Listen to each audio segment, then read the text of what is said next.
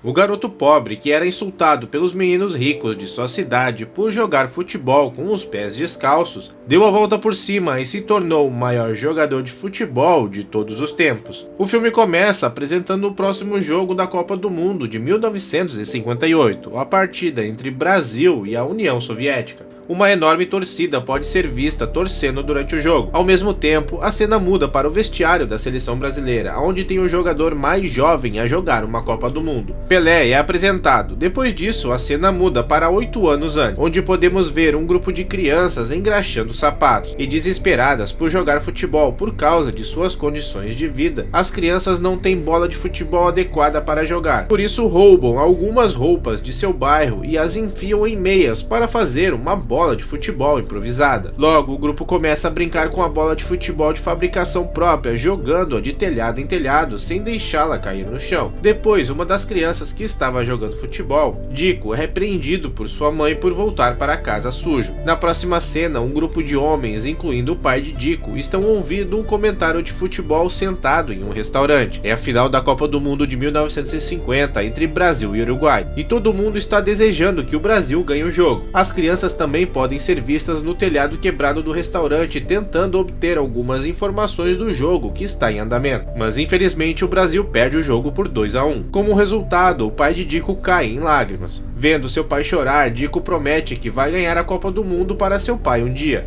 No dia seguinte, a mãe de Dico o leva para seu local de trabalho, que é uma enorme mansão, para limpar o chão. Lá ela explica a ele sobre como seu pai arruinou a carreira no futebol, depois de se machucar, e a razão pela qual ela não quer que ele jogue a bola. Assim que ela sai da cozinha, um grupo de meninos ricos chega lá e começam a falar sobre diferentes jogadores. Dico também tenta entrar na conversa e leva o nome de um jogador de futebol local chamado Billy, mas pronuncia errado como Pelé. Os meninos zombam dele e começam a provocá-lo com o mesmo nome, o chamando agora de Pelé. Enquanto a mãe de Dico volta e pede que ele se desculpe com os meninos mesmo ele não tendo culpa nenhuma. Antes de sair, Dico agarra um pedaço de jornal trazido pelos meninos que mencionam um torneio de futebol. Depois vemos Dico e seu time se aproximando do mesmo torneio de futebol. Embora pareçam pobres e não tenham um kit de futebol adequado, eles têm habilidades incríveis de futebol para deixar para trás quase todos os times de futebol deste torneio. Logo, eles chegam às finais, onde são confrontados com o time dos meninos que estavam no trabalho de sua mãe. Os meninos são consideravelmente mais velhos que o Dico e seu time,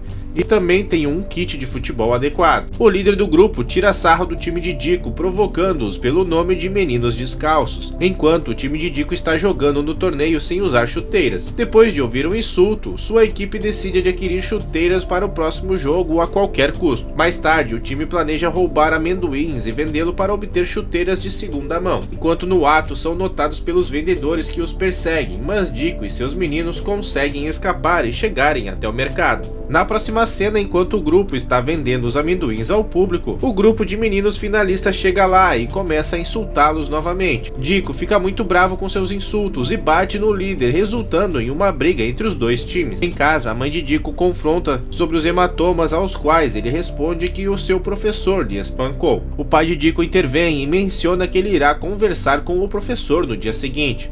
Assim que sua mãe sai, o pai de Dico leva para seu local de trabalho, e no caminho ele diz que sabe sobre a luta e também sobre os jogos de futebol. Ao invés de ficar brabo, ele sugere que Dico deixe de lado suas emoções e responda aos adversários com suas habilidades. Sabendo que seu pai está ao seu lado, Dico fica muito feliz. O grande dia finalmente chega, todos os presentes estão torcendo pelos meninos ricos e eles também tiram sarro de Dico, chamando ele de Pelé. Dico e sua equipe finalmente conseguem chuteiras de futebol, mas elas parecem ser muito grandes para o seu tamanho. Mas mesmo assim ainda usam as chuteiras desconfortáveis que tornam Dico e sua equipe mais lenta, o que faz disso como vantagem para a equipe adversária. Eles marcam um gol atrás do outro e levam o placar para 6-0. Dico e sua equipe estão desesperados com a situação e estão furiosos com os adversários por conta de suas faltas. Enfurecido, Dico tenta atacar os adversários, mas para depois que nota seu pai na plateia. Ele então decide tirar os sapatos desconfortáveis e jogar o jogo como eles fizeram nas ruas. Depois disso, ele pega a bola e se esquiva dos adversários, surpreendendo a multidão com suas habilidades incríveis e marcando o primeiro gol de seu time. Logo, todos os seus companheiros de equipe também tiram suas chuteiras enormes e começam a jogar de um jeito diferente. diferente. Então o jogo dá uma grande virada e Dico e sua equipe começam a dominar a partida.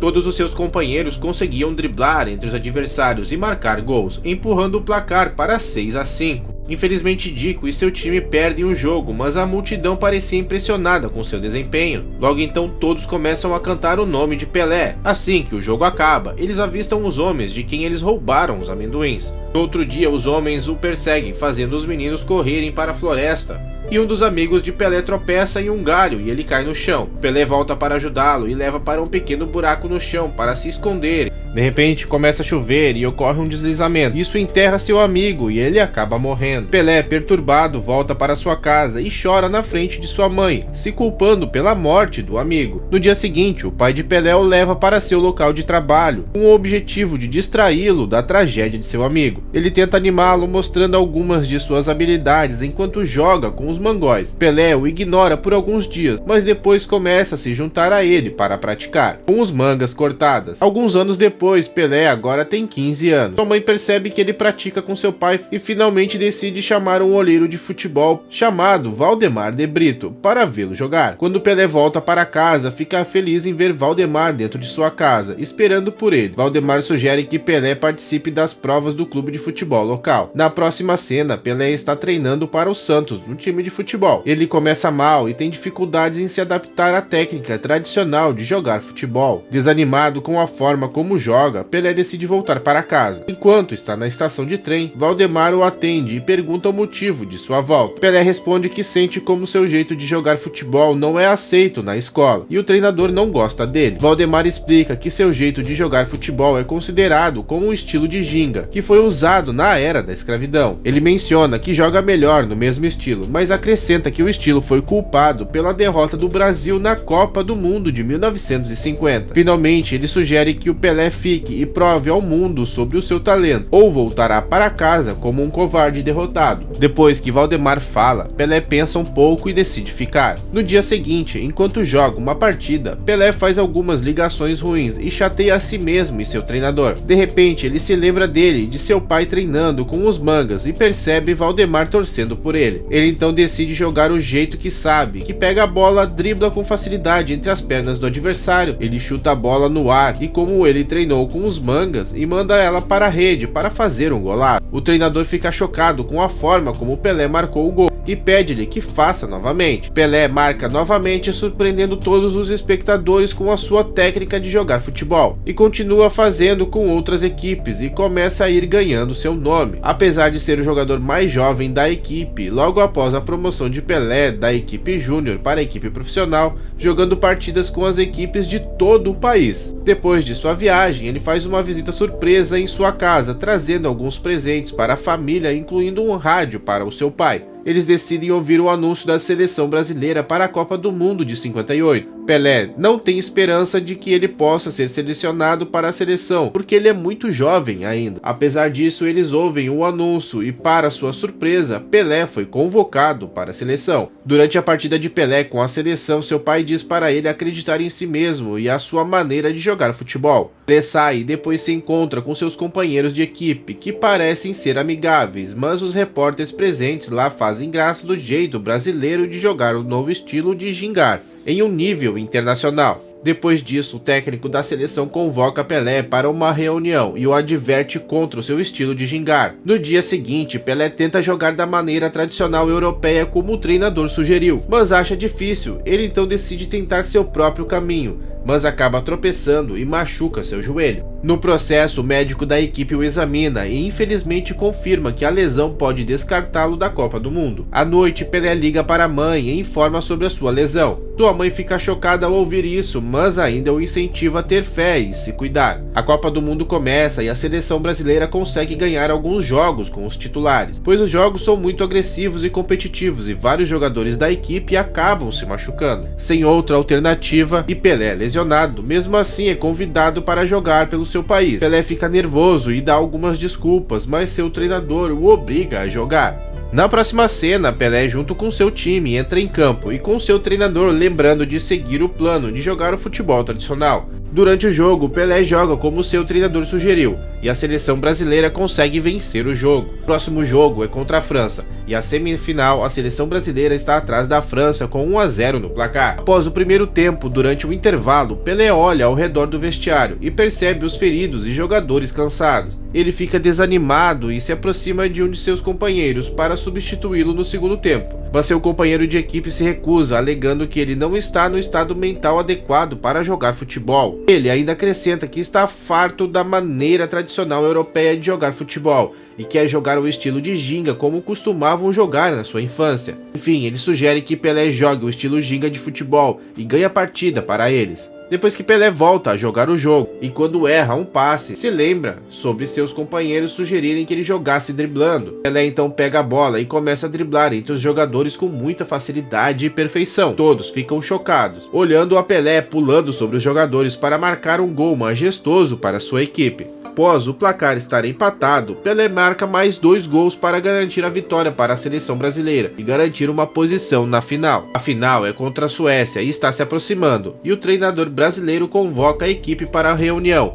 e ordena que a equipe jogue o futebol tradicional. Ele tenta ensinar-lhes algumas táticas inteligentes e também sugere que eles imitem a formação dos jogadores suecos durante o jogo. No treinamento, ele tenta fazer os jogadores jogarem com as formações, mas não vê melhora no seu treino. Durante a coletiva de imprensa entre as duas equipes, o técnico da seleção sueca tira sarro do jeito brasileiro de jogar bola. Ele ainda acrescenta que se o Brasil continuar jogando do mesmo estilo, perderá a final como foi em 1950. Frustrado com o treinador adversário desmoralizando a seleção brasileira, ele sai da conferência. À noite, Pelé liga para o pai e revela sobre a terrível situação da seleção. Ao ouvir isso, seu pai sugere que ele una o seu time como costumava fazer na infância. No dia seguinte, pensando em unir o time, Pelé desafia os jogadores a levar uma bola do hotel para o farol. A princípio, todos os jogadores se recusam, mas logo concordam em se juntar a eles e começam a chutar a bola sem deixá-la cair no chão. Ao ver isso, o treinador também percebe que ele está ensinando errado para seu time. Logo depois que ele confronta o time e admite seu erro ao assinalar-lhes a formação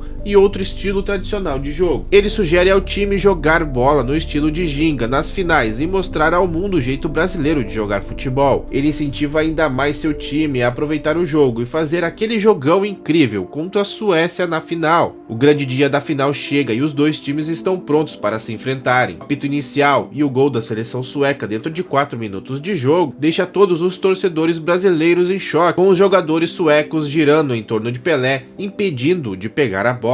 Mas logo os jogadores brasileiros se recompõem e Pelé dá uma assistência para marcar o primeiro gol do time. Um gol atrás do outro, o time brasileiro vai marcando e também Pelé deixa o seu. Logo, o apito final e o jogo termina 5-2 para a nossa seleção. O Brasil vence a Copa do Mundo pela primeira vez e entra na história. Todos os companheiros de equipe de Pelé se jogam no chão e levantam Pelé em seus ombros. A cena então muda para os momentos reais depois que o Brasil venceu a final. Na última cena, ao qual somos informados como Pelé foi declarado tesouro nacional pelo presidente brasileiro em 1961. Pelé detém o recorde mundial de mais gols e também é o jogador mais jovem a marcar em uma Copa do Mundo.